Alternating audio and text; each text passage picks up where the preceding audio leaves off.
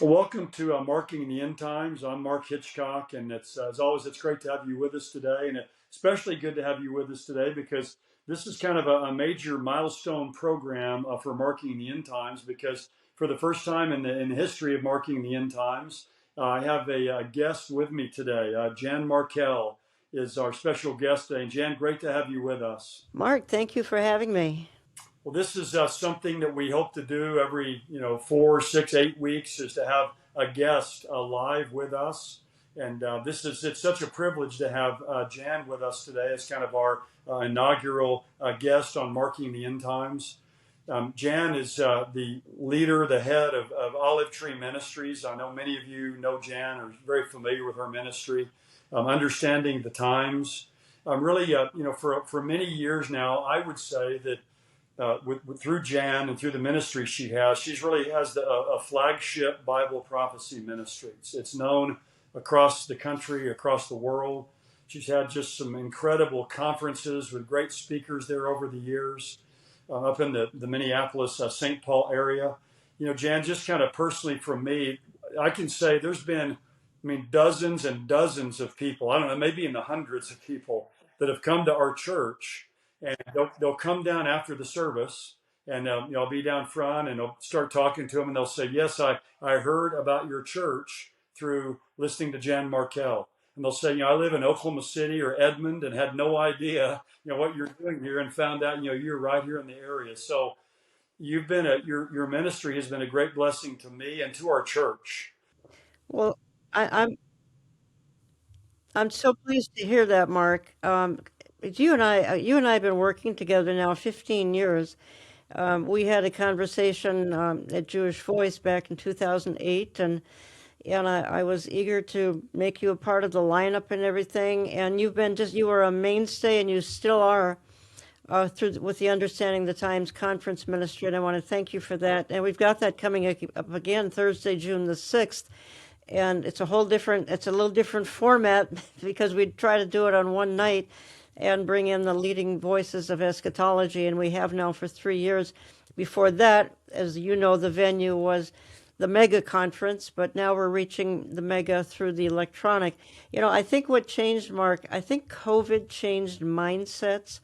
And during the 2020 crisis, people realized if they wanted to participate in a lot of things, they had to do it online, and that has stuck. And I'm very grateful for that. Yes, yeah, I'm going to be there in the Minneapolis area on June the 6th at One Night Prophecy event with Pastor Mark Henry. So people are in that area, they can come there and be a part of that. And of course, they can live stream that. So it's going to be a tremendous opportunity to be there with you on that Yeah. evening. So really looking forward to that. MarkHenryMinistries.com, and that's Thursday, June 6th, 7 Central, 7 p.m. Central. And hope you can join us. Yeah, it's going to be awesome. I'm looking forward to that. But anyway, just suffice it to say, you've been a great blessing to me. You've been a great blessing to our church. And so when I was thinking about, beginning to add this feature of different programs of having a guest, you're the first person that I thought of that we wanted to contact. So Thank you're our you. inaugural guest. Here we are. So Well, I'm happy to inaugurate anything that's holy and biblical. Yep. amen. God bless you. Well, before we get into what we're going to talk about today, I just do want to mention again the new book that Jimmy Evans and I have co-authored, AI and the Antichrist. It's available now on Amazon.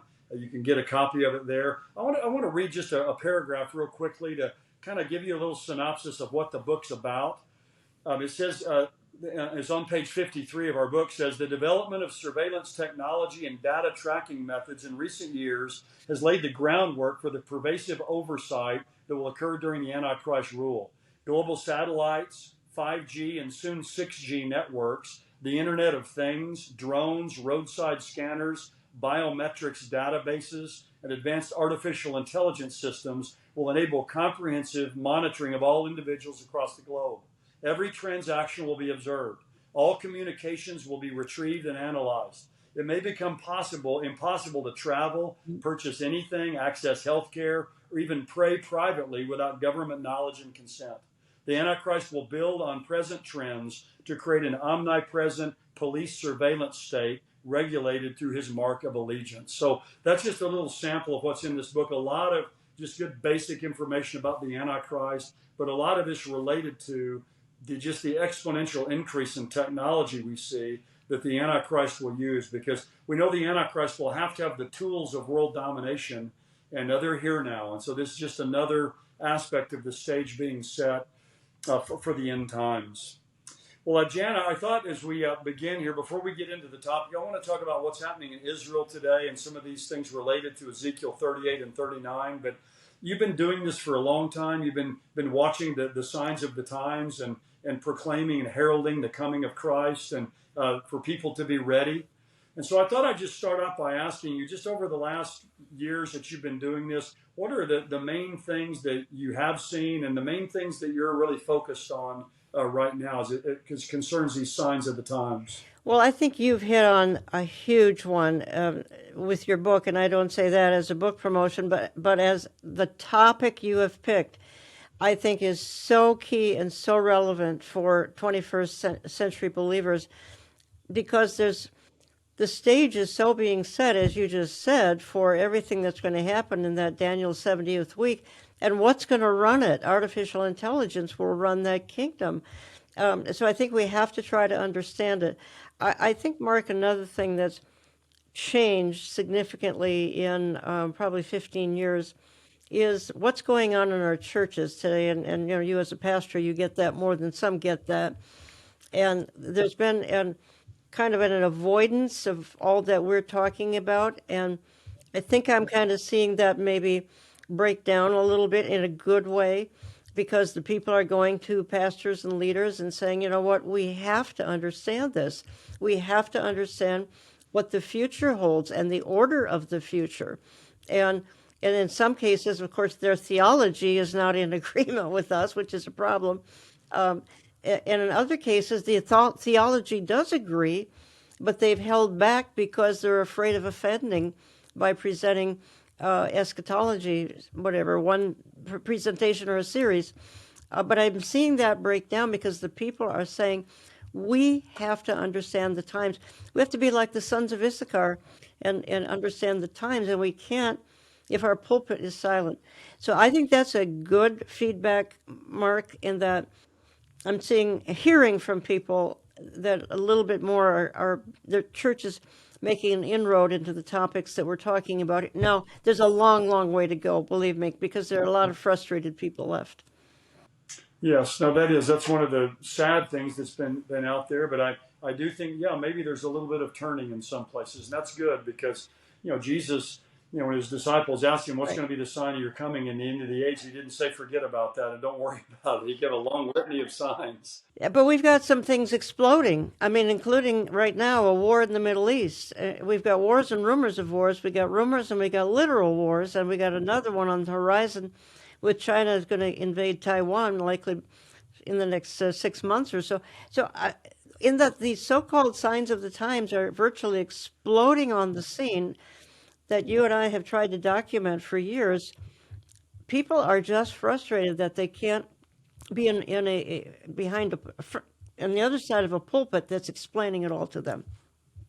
Well, that's right. And people want answers to what's happening in our world today. And thankfully, by God's grace and his word, his inspired word, we have the answers. So we need to give that to them. Well, what I want to focus with you about is what's happening that we all see happening in our world today over in Israel, and how that relates to Iran and some other nations. But this week, in fact, just 2 days ago, Israel is celebrating its 76th anniversary, the modern state of Israel. It started May the 14th, 1948, and so Israel has celebrated its 76th anniversary, but it's done that in the shadow of the October 7th massacre and the ongoing Israel-Gaza war. And there was an article in the Washington Post this week that asked the question, will Zionism survive? Is Zionism going to survive this? And of course, to define that term Zionism, I'm a Christian Zionist. We believe that there's a future for ethnic Israel, and that the Jewish people have a right to their ancient homeland. But they're saying, this war and what's happening over there, and I think they're probably referring to the world turning against Israel. Will Zionism survive? And really, when you think about it, that's really, in some ways, the question of the end times. Will Zionism, will the nation of Israel survive? So Share some of your thoughts with us about that. Well, let's read Jeremiah 31. As long as we see the sun and the moon and the stars, we know that Israel is going to survive. And I mean, if you want to argue Zionism, that's simply the longing of the Jewish people to go back to the homeland. And as we speak, that is on absolute exponential overdrive increase. And beyond that, there's a new spiritual awakening. Now, they're not running necessarily to Jesus as Messiah yet, but first they have to acknowledge God before they're going to acknowledge Jesus as Messiah. So it's a process. And I'm thinking of Hosea 5:15, in their affliction, they'll seek me earnestly. And in the affliction of all that's been going on with them for the last certainly 80 years, we can go back before that. This is turning the hearts to better understand, for them to better understand their Bible. And in better understanding their Bible, there's an opportunity for them to better understand Jesus as Messiah. And that's what we need to be hoping and praying for. It's wonderful to see the fulfillment of Scripture with the going back to the land, but we do want to see the heart of everyone turn to Jesus as Lord, because that is where there is salvation. And apart from that, it's eternal darkness.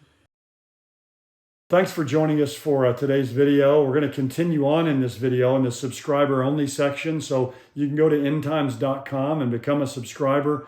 It's only $7 a month. It's a great blessing to us here in this ministry to support us, to enable us to continue to do what we're doing. So go to endtimes.com and become a subscriber. If you're already a subscriber, then we're going to go now into the subscriber only section as we continue talking about Israel and the anti-Semitism and Ezekiel 38 and 39. Many of these great prophecies that we see the stage being set for today. So we'll continue on now in our conversation with our guest, Jan Markell.